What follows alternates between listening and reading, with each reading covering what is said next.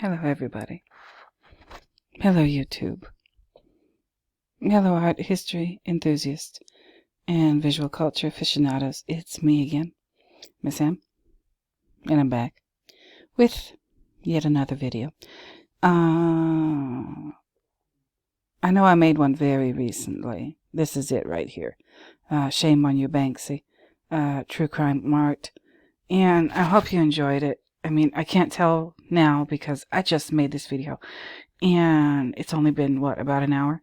So I'm making the second video quickly because, while I still have the strength to do it and the time, I guess. Now, I hinted in this video that I would be making this second video about this here, Anno Domini. Thank you once again very much for sending me those links. They are marvelous. I am tempted to drop these in the description. I think I will. I will drop these in the description, and I hope it's okay with you, Anno Domini. I figure why not? It's learning material. It's stuff for people to read, and like I said, I'm doing this mostly because my movie reviews playlist that you can find on my channel, I did four. I did four videos about The Exorcist. Again, Exorcist reviews, I can't even get close to his level of knowledge, and I'm not even trying to do anything even close or similar to what Exorcist reviews is trying to do. I'm looking at the movie the way I believe, in my opinion, an art historian or somebody who analyzes visual culture and symbolism would look at the movie. Exorcist reviews is like an Exorcist scholar or a William Peter Blatty scholar. I am not that, and I'm not trying to be that. So please, shout out to Exorcist Reviews. Please go look at his channel, subscribe to his channel, watch all of his videos. They're pretty darn good. So there's that. But Anno Domini sent me, Anno Domini was watching some of these videos, left me some comments, and it made me think, okay, let me finally do the Joe Biden meets with the Pope analysis. And Anno Domini sent me, these, because I talk about the Jesuits a lot in the Exorcist film analysis series of mine, because both Father Marin and Father Karras are Jesuits. Okay? And this movie, the events of the movie, take place in Georgetown, in Washington, D.C. Georgetown University is the first Catholic not coincidentally, but it's the first Catholic and Jesuit university in the United States ever. Okay? And the reason it is there is because Benjamin Franklin wrote a letter to the Pope and said, we need a Catholic university and let's make it a Jesuit one. All right? And this is where The Exorcist takes place. The events surrounding Reagan and her mother, Chris McNeil, and the whole thing. And I said, wow, this is interesting. Like, why is it in Georgetown? Why couldn't they pick any other place? There's plenty of other Catholic universities where they could have set this movie. Well, William Peter Blatty is a product of a Jesuit education, or was a product of a Jesuit education. So there's that. And also, the man who plays Father Karras in The Exorcist, he is also a product of a Jesuit education.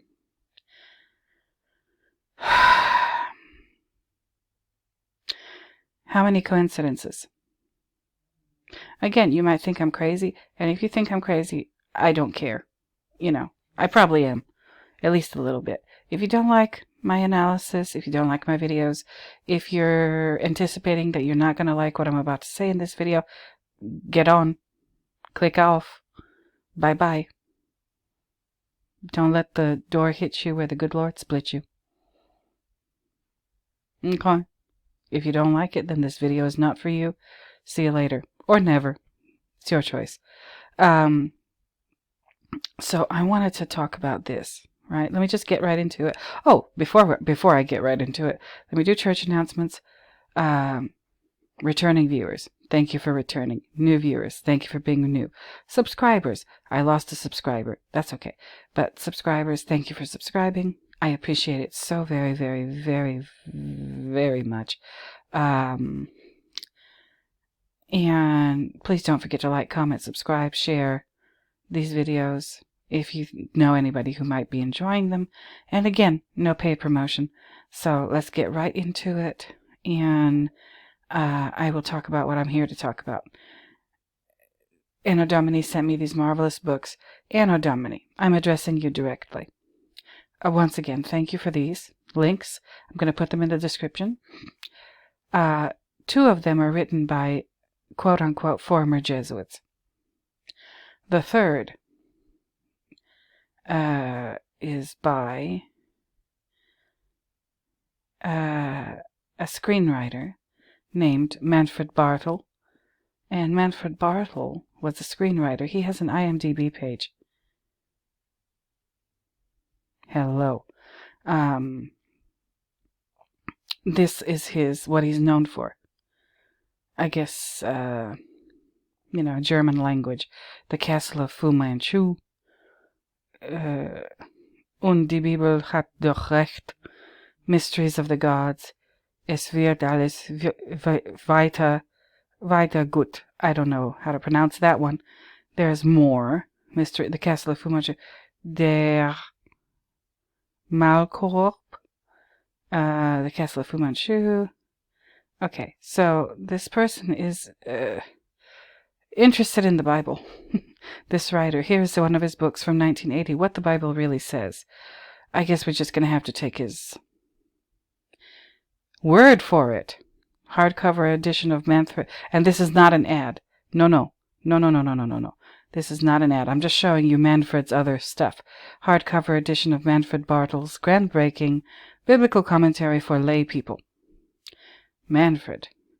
I tried looking up Manfred's biography. I tried finding out whether or not he's a Jesuit. I cannot do it. Or Jesuit educated. I can't find it. I don't know. If he is, I have no way of finding out. So there's that. You know who else went to a Jesuit school? Well, the Pope himself is a Jesuit. He's just because he's the Pope doesn't mean he's no longer a Jesuit. He is. But you know who else went to a Jesuit school? Hunter Biden. And, don't forget my Hunter Biden series that I'm going to be starting to work on again. You know who else went to a Jesuit school? Donald Trump. And Eric Trump. And Ivanka Trump. And Tiffany Trump. And possibly Ivana and Melania Trump. And Donald Rumsfeld. And a whole bunch of really prominent people. Sometimes people that you would never expect. Leonard Nimoy. Bill Murray. Duff McKagan. Like, the list just goes on and on and on and on. And it might, somebody might say, oh, you have to see things that aren't there. Sorry, no. These are all facts. All of these people that I just mentioned really did attend Jesuit schools. All right? There's no way around that. They're facts. Whether or not that means something, whether or not it indicates some kind of pattern, I don't know. I just don't know. But Joseph Biden, it's his birthday today. Happy birthday, Joe. He happens to be only the second Catholic president in the history of the United States. So his visit to see the Pope Francis, at the Vatican last year, in I think about November, or October, November, I'm not sure. It says 1 year ago. Okay, so this is one of the videos that I could find U.S. President Joseph R. Biden Jr. met with Pope Francis at the Vatican this morning. When was this morning? Does it say? No, and I'm not going to bother looking for it. President Biden presented the Pope with a command coin commemorating his late son Beau's Army Unit, the 261st Signal Brigade, explaining that the coins are given to warriors and leaders. The president told Pope Francis, "You are one of the most significant warriors for peace I've ever met." Okay, so I'm going to leave a link to this. And I didn't know this until I saw this video last year. But Joe says to the Pope, "I'm the only Irishman you've ever met who's never had a drink." All right? And I don't know if it's in this video or the next one I'm going to show you. I'm going to link to, rather. But the Pope actually asks Jill Biden to pray for him. And she says, "I will." And then she says to him, "Pray for peace."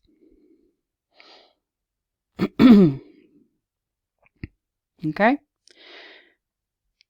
Doesn't that sound odd to you? It sounds odd to me. All right? Again, this is the context. Exorcist film analysis. Lots of Jesuits. So, I'm not going to show you the video. You can watch it for yourself. And he talks about the challenge coin. He's the only Irishman who doesn't drink. Who's never had a drink. He doesn't say just like that he doesn't drink. Like maybe he drank when he was younger. No, he's never had a drink. I believe him. And then he says, I know, thank you for that. Famous African-American baseball player. He starts to talk to the Pope about Satchel Paige. Famous African-American baseball player in America. And he didn't get to play in the Major League Baseball until he was, this is bungling the translation, or the transcript, until he was 45 years old because he was black, and usually pitchers lose their arm when they're 35. In general, he pitched to win on his 47th birthday, and the press walked in the locker room. His name was Satchel Paige. Satchel Paige, no one's ever pitched to win at age 47. And Satchel Paige didn't either. I'll just cut to the chase right away. He got like just about every aspect of Satchel Paige's story wrong when he was telling it to the Pope. After he presented the Pope with his son Beau's coin, it's challenge coin or command coin. I don't know what he calls it. And this is weird. Anyway, so he says no one's ever pitched a win at 47, and Satchel Paige didn't either. He did enter the major leagues at a pretty relatively old age for an athlete in his 40s, but not 47. And he said, how do you feel about, I guess if I'm going to go by this translation, how do you feel about pitching a win on your birthday when you looked at me and said, boys, that's not, oh yeah, this is Satchel Paige talking to the press in Joe's story, and they asked him, how do you feel about pitching a win on your birthday? And then he said to the reporters, he said, boys, that's not how we look at age. I'm sorry, boys, that's not how I look at it. I look at it this way. How old would you be if you didn't know how old you were? And then he says, Joe says to the Pope, you can see it in this video, he says to the Pope, you're 65 and I'm 60. And they didn't put this here, but he says, God love you. He says, God love you to the Pope. He says, yeah, how old would you be if you didn't know how old you were? You're 65 and I'm 60. God love you. After the Pope asks Jill Biden to pray for him, after Joe gives the Pope his son's command coin or challenge coin,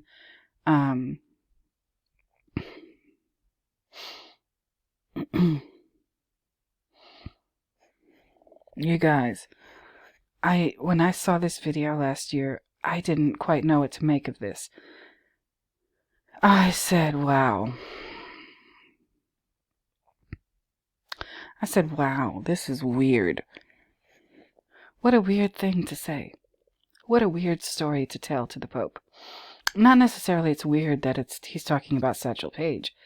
No, but it's just weird that he got the dates wrong. He got Satchel Paige's age wrong in the story about him pitching a no-hitter or pitching a winning game. I don't know if it's a no-hitter or just pitching a winning game at the age of 4. That people, and you can look it up if you don't believe me, people have already tried to figure out whether or not the version of Satchel Paige's story that Joe Biden told to the Pope is true, and they've tried to verify it, and they could not. There's no evidence, there's no record of Satchel Paige pitching a winning game on his at the age of 47. And I think specifically, don't quote me, I maybe got this part wrong, but I think specifically Joe says, he did it on his 47th birthday. He pitched a no-hitter, and that's just patently false. So, whatever. But he says to the Pope, and Satchel Paige says to the reporters, and Joe Biden is saying to Pope Francis, how old would you be if you didn't know how old you were? You're 65 and I'm 60. God love you. And I say, oh boy. For those of you, and I've had some hateful comments lately, people who think that I read too much into things. Well, if you haters are listening now, I think right now would be about the time when you should click off. Because I'm about to show you, if you already thought I was crazy, if you already thought I'm seeing things or analyzing things that aren't there to analyze, you might just throw up when I get done with this one. So strap in if you want to stay. Those of you who like my videos, like what I do, like my analyses, get your coffee, get your tea, get your, what is it, whiskey? Irish whiskey. Joe's Irish. Happy birthday, Joe. Happy 80th birthday. He doesn't drink, but whatever. Strap in, get comfortable. We're about to do it. Now, Anno Domini sent me these. Malachi Martin is a quote-unquote former Jesuit. I think so is this author. No, not Manfred, no. But this author, Edmund, is it Edmund? Paris? Yeah. He's also a quote-unquote former Jesuit.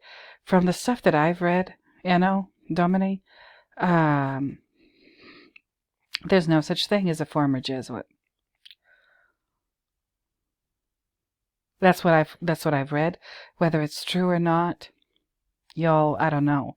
Another good source of information that's also available on archive.org, as far as I remember, are books by Dave McGowan. Look those up if you're into, conspiracy stuff or just spooky stuff to read. Dave McGowan is the one. What I'm about to explain to you with regard to this story that the Pope was told by Joe last year might be a little woo-woo, might be a little weird, creepy, spooky, whatever, but hang in there, right? He throws out a couple of numbers here.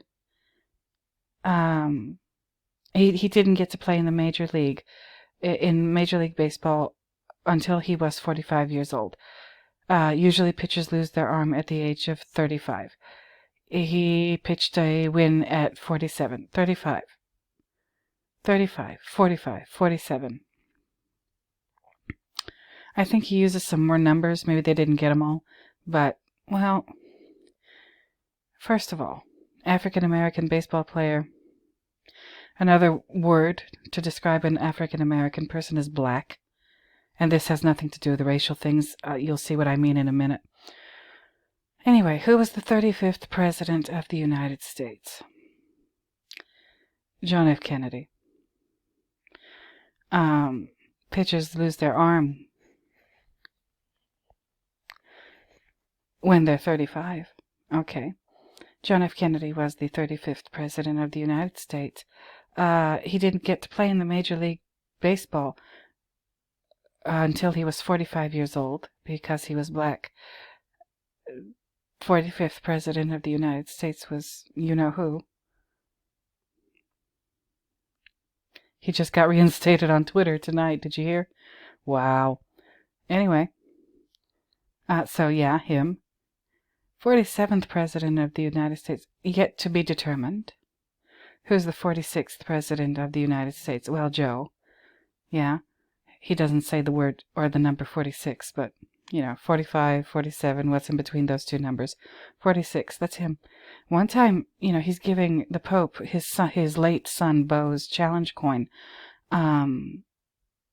He did a very teary-eyed speech where he said, it was the day before the inauguration, I think, and Joe said it should be his son that's up there about to become the president, the 46th president. It was hard to watch. He was very emotional. So Joe has been through a lot, by the way. His first wife and the baby daughter died in a horrible car accident, and his sons, Beau and Hunter, were they got pretty badly injured, but they didn't die. And then Beau, when he was in his 40s, I think maybe even 46 years old, he died of brain cancer. Hunter became an artist. He's been through a lot. Joe has been through a lot. By the way, I love Hunter Biden's art. Don't fight me on this. You're going to lose. But, 47, 45, 35. Wow. Okay. What else? And like I said, he tells the Pope a story. And he was telling this story a little bit around this time last year. He was doing speeches and events, and he kept mentioning Satchel Paige. And I was like, why, Joe? Why are you doing this? Well, like I said, Satchel Paige was, where does it say? African American, also known as black. Well, the head of the Jesuits, Anno Domini, listen carefully. The head of the Jesuits, the Superior General of the Society of Jesus, who definitely do still exist,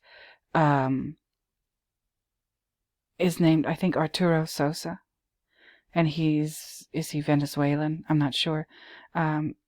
He's called the Superior General of the Society of Jesus, and that's not his official title, but he is known also as the Black Pope.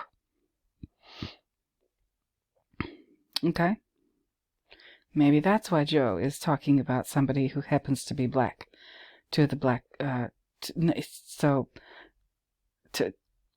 Pope Francis, who was and is a Jesuit. He's not the Black Pope. Arturo Sosa is the Black Pope, but he is the first ever. Francis is the first ever Jesuit Pope. Ever. I mean ever.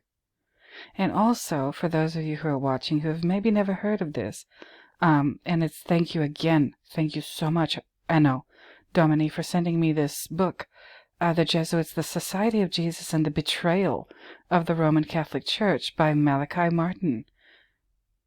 Malachi Martin says he's a former Jesuit. I don't believe it. There's no such thing. As far from the conspiracy literature that I've read, there's no such thing as a former Jesuit. But there was an Irish saint centuries and centuries and centuries ago named Saint Saint Malachi, who authored something called the Prophecy of the Popes. Look it up. I'm not going to do links for this stuff in this video. If you are interested, go ahead and look up this information on your own. And Saint Malachi provided a list of mottos that describe all of the popes in succession, and some characteristic that defines them. And the very last pope on his list is supposed to be, according to legend or whatever, is supposed to be Francis. Okay? He's supposed to be the last pope, according to Malachi's prophecy. Saint Malachi, not Malachi Martin. I don't know what to think. And the last pope in Malachi's list happens to be a Jesuit. And like I said, the head of the Jesuits, the Superior General, he's called the Black Pope, Arturo Sosa. He doesn't like it, but he's like, what can I do? It's a name that just stuck, and people just call the head of the Jesuits the Black Pope. So Satchel Paige happen to be black, and this number 47 we have yet to find out who's going to be the 47th president of the United States. We know who the 46th one is. We know who the 45th one was. I think Donald Trump just announced his candidacy. You know, whatever you think about him or Joe or whatever, trust and believe it's going to be entertaining. Trust and believe there's going to be plenty to look at and be like, you know, plenty of stuff to follow. Lots of people are going to be mad about whatever happens. People are going to be mad, like no matter what. I don't get mad about politics, but a lot of people do. So I'm too busy analyzing movies and art and stories that Joe tells, you know, the Vicar of Christ. Good heavens. So yeah, 35, 45, 47, implied 46. No one's ever pitched a win at 47. And then at this very and I told you, the Black Pope, the Jesuits, and this very last part was the most puzzling to me. He says that Satchel Paige said, "How old would you be if you didn't know how old you were? You're 65 and I'm 60. God love you. God love you." And you might hear that and say, why in the world would Joe say to Pope Francis, "You're 65 and I'm 60"? Like, if you could pick an age where that, you know, the age is just a number, how old would you be if you didn't know how old you were? Like, would you really pick 65? No disrespect to old people. We're all going to hopefully become very old one day. But, like, would you really pick 65? If it were me, I would pick something in my 20s. I wouldn't want to be a teenager again. No way in hell. Maybe even my early 20s, that's still, you're not really a fully formed adult. But in your like mid to late 20s, those are pretty good years, and your body still works great, and you have lots of energy, and you look pretty okay, you know, stuff like that. Like, you wouldn't pick 65, you wouldn't pick 60. Nope. Just nope. But that's what he said. How old would you be if you didn't know how old you were? You're 65 and I'm 60. God love you. Now, and then that got me to thinking, is there any time in the history or during the lives of these two men where Pope Francis would have been 65 and Joe would have been 60? And of course, I went to their Wikipedia pages and I looked up their birthdays, and sure enough, there is. In the year 2002, in the months of November, December 2002, Joe's birthday is today, November 20th, and Joe was born in November 20th of 1942. Okay, so he's 80 years old today. And Pope Francis was born December, I can't remember the exact date, but like either December 13th or 19th of 1936. So 1942 minus 1936, that's exactly 6. Yes, that's exactly 6 years. So this is not possible, right? 65 and 60. There's no possibility that either of them was that age at exactly a certain point in time. No, yes, there is. It is possible. Between the dates of November 20th and December 13th, or whatever day the Pope's birthday is, of 2002, Joe would have just turned 60, and the Pope would have been just about to turn 66.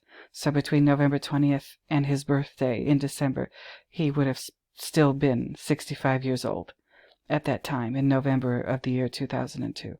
So that window of time, specifically and exactly and precisely, is when the Pope would have been 65 and Joe would have been 60. God love you. Am I reading too much into it, you guys? Let me know. And then, you know, as if that weren't interesting enough, you might say, okay, Miss M, that's all good and well. You know, the Malachi The St. Malachi Prophecy of the Popes. Oh, that's just crazy. He picked Satchel Paige because Satchel Paige is an American icon. Those ages, those numbers, 35, 45, 47, whatever, those are just arbitrary. Those are just part of the story. Who cares if Joe Biden got the story wrong? He's almost in this video, he would have been like 79 or so. He's an old man, so of course he gets little details about stories wrong, you know? Okay. Sure. Whatever. I'm not going to argue with you. But this part, you're 65 and I'm 60? Between November 20th and December whatever, whenever the Pope's birthday is in December, that's when they both would have been exactly 65 and exactly 60. Or, you know, he was 65, about to turn 66, and Joe had just turned 60. That window of time in 2002. Please don't forget, 2002 was just after a very chaotic year. 2001, that's when 9/11 happened. Why am I saying that? What happened between November 20th and December whatever in 2002? Why would, if Joe is talking to the Pope in code, what is he trying to communicate? Why 65 and why 60? Because that window of time was exactly when the Homeland Security Act was passed. Joe was a senator of Delaware at the time. Okay? The Homeland Security Act was a big deal. The Patriot Act, that was, I think, followed the Homeland Security Act or whatever, that was a big deal. That was a huge deal. So, maybe that's what he's referring to if he is talking in code to the Pope. And maybe not. If you have your own ideas, let me know. If you think I'm crazy, go ahead and let me know. Just be nice. You know, let me know nicely if you think that I'm crazy. I think another thing, I already talked about St. Malachi and the prophecy of the popes. And this pope is supposed to be the last pope. Don't forget, the pope, I don't know if it's in this video or this one. Oh, gosh, I wish I could find it. But trust me, please. The Pope asks Jill Biden to pray for him. That means he's under a lot of stress. And he is under a lot of stress. Joe Biden calls him the most significant warrior of peace. And he might very well be. He's cleaning up the Vatican in ways that are not easy to see right away. You really have to study the articles and the literature and everything. He's cleaning it up financially. The Vatican has been a hotbed of corruption, money laundering, greed, graft, you name it. People like Mother Teresa. Yeah, I could do a video on her too. Maybe later. And, you know, Roberto Calvi, people like that. Anno Domini, you might know these names. But, so what was I saying? 65, 60, 47. He mentions Satchel Paige, 47, an event that never happened. He never pitched a winning game at the age of 47. As far as I can tell, and other people have looked into it, they couldn't find it either. So why is he talking about 47? I think that Joe is communicating in code to the Pope that when the 47th President of the United States is elected, that things will be much better. That, you know, the Pope's worries will have subsided, and that he won't be so stressed out, and that the world in general will be more peaceful and more beautiful, and a lot of things will be cleaned up and much better than they have been. That is my interpretation, and that is my wish as well. Like whoever 47 happens to, or whoever becomes 47, I think Joe is saying that when that happens, everything's going to be fine. By the time that election happens and everything is said and done regarding the 47th president, in that time period, that everything's going to be okay. That is my interpretation. Okay? If you don't agree with me, let me know. If you have a different interpretation, let me know. But that's it. I think that's all I have to say for today about this subject on Joe Biden's 80th birthday. So you guys, I might offend a lot of people with this video. People who thought I might be crazy, now they probably are in their minds 100% sure I'm crazy. That's okay. That's all right. I'll just go ahead and do church announcements again. Please, returning viewers, thank you for returning. New viewers, thank you for being new. Subscribers, thank you for subscribing. Don't forget to like, comment, subscribe, and share the videos if you know somebody who would enjoy my nonsense. I'm probably going to lose a couple of subscribers right now with this one. So, and that's okay. I'm not here. It's not a popularity contest. Once again, Anno, please. No, I appreciate this so much. Thank you for sending me these books. I'm going to look at them for sure. And I'm going to include them in the description. So these are here for you to read. Thanks to Enno, Domini. And I'm going to put these videos down there. I don't know if I'll link to my Exorcist or my... Yeah, I probably will. Movie reviews. I'll put it in the card at the end of the video. And that's that. So, you guys, let's wish Joe happy birthday once again. And until next time, you all. Until next time when I find yet another reason to talk at you for some, crazy nonsense. Oh, which I don't know what it's going to be next time. I think I'm going to do a Kill Bill coffee break. I know that's not like my most popular set of videos. Well, some people like them, and I really like it, and I want to kind of like work through this movie mentally and whatever, and do my little speech essays or whatever with that. I'll think of something, and I might, oh yeah, Hunter Biden is on the way. More art, more of his analysis of his paintings, Kill Bill, coffee break, maybe another Shining video. I know those are the ones you like the most.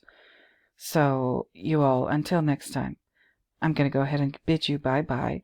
So, bye-bye, everybody.